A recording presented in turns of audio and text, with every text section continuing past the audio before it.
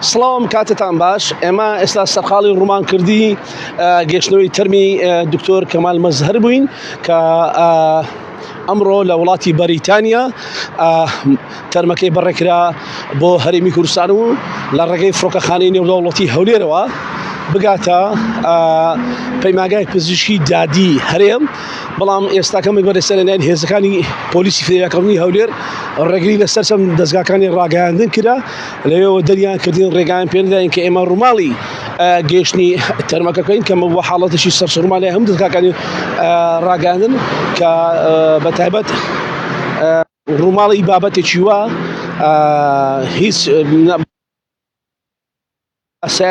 هیچ بابەتێکی هەستیارە، تەناوەندێک کە دکتۆر کەمال مەزهەر کەسایەتێکی دیاری هەرێمی کوردستانە و مێژوونووسێکی دیاری گەورەی کوردە و تەرمەکەی دەگاتەوە هەولێر. ئێمە لاماسێری و بەڵام بە هەر حاڵ ئەمە دەمانوێت باس بکەین کە جگەلەوەی ئەم شەو تەرمەکەی لە پەیمانگای پزیشکی هەرێم دەبێت بەیانی کاتژمێردا دەونی ببرن لەلایەن پرۆتۆکۆلی سەرۆکاتی هەرێمی کوردستانەوە لە هۆڵی سەعد عەبدوڵڵا هەر لە هەولێر مەراسمیی بۆ ڕێگەدەخرێت. دواتر دەبردرێتە پەیمانگای پزیشک، دەبردرێتە ئەکادمیای کوردی و لەوێ شەوە دەبردرێتە ماڵەکەی خۆی.